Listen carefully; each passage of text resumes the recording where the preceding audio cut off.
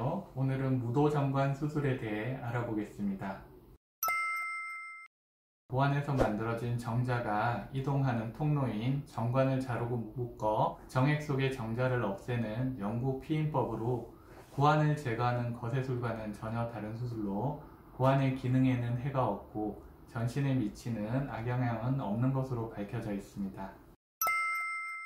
고환에서 만들어진 정자가 뱃속의 정낭이라는 정자 주머니로 이동하는 길이인 정관을 자르는 수술로 추후에도 설명을 드리겠지만, 이 정관이 잘리더라도 정낭이라는 정자 주머니에는 정자가 그대로 있는 구조로 되어 있습니다. 먼저 양쪽 손으로 정관의 위치를 확인하고 주사를 통해 정관을 마취하게 됩니다. 세 번째 그림에서처럼 작은 구멍을 통해 정관을 꺼내서 자르고 묶고 이 과정을 오른쪽 왼쪽 양쪽 정관을 하게 됩니다.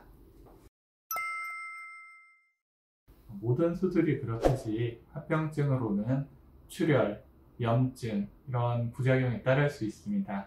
그래서 수술 후 출혈이 생겨 고환이 부으면서 멍이 든다든지, 염증이 생긴다든지, 부고환염이 생긴다든지, 상처 부위에 염증이 생기는 감염, 정자 유과종이라고 해서 정자 주머니가 고환 쪽에 생기는 이런 대표적인 합병증이 있으나 그 합병증이 생기는 확률 자체는 그렇게 높지 않습니다.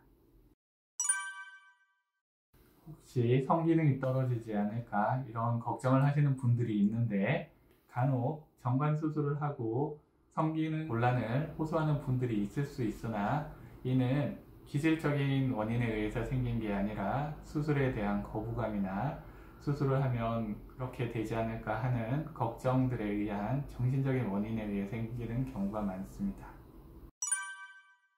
정관 수술 후 3개월 동안 20번 이상 사정을 할 때까지는 꼭 피임을 하셔야 되는데, 아까 설명드렸듯이 정관 수술 후 유의사항에 대해 설명드리면, 정관 수술을 하더라도 3개월 20번 이상 사정할 때까지는 꼭 피임을 하셔야 됩니다.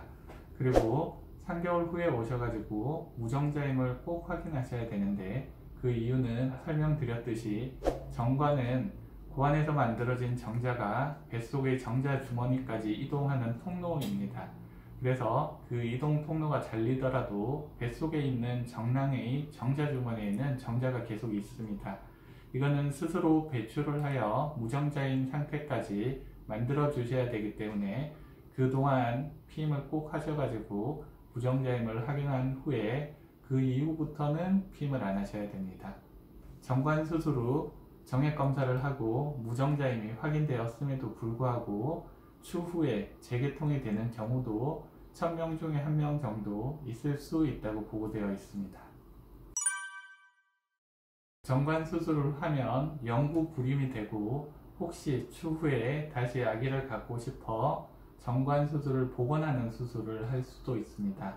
그러나 이 정관을 복원하는 수술인 정관 문합 수술은 성공률 자체가 50% 이하로 보고되어 있으며, 이것은 정관을 자르는 수술보다 힘든 수술이기 때문에 일시적인 피임을 위해서 정관 수술을 하는 것은 맞지 않습니다. 정관 복원 수술은 아주 가는 관인 정관을 머리카락보다 가는 실로 정관을 복원해서 연결해주는 수술입니다.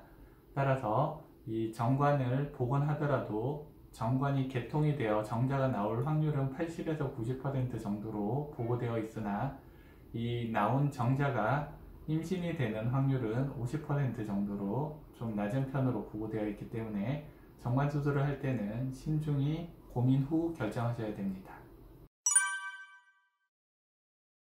수술 후 3일 정도는 안정가려 하시며, 안정가려 하시는 동안 일상생활을 하는 거에는 큰 문제는 없습니다. 그러나 무거운 걸 든다든지 수술 부위를 어디 부딪힌다든지 이렇게 되면 염증이나 출혈이 될 확률이 있기 때문에 그런 것들은 조심하는 게 좋습니다. 수술 후 부부관계, 무리한 운동, 술을 드시는 것은 최소 일주일 정도는 피하시는 게 좋습니다. 이상으로 정관 수술에 대해 알아보았습니다. 감사합니다.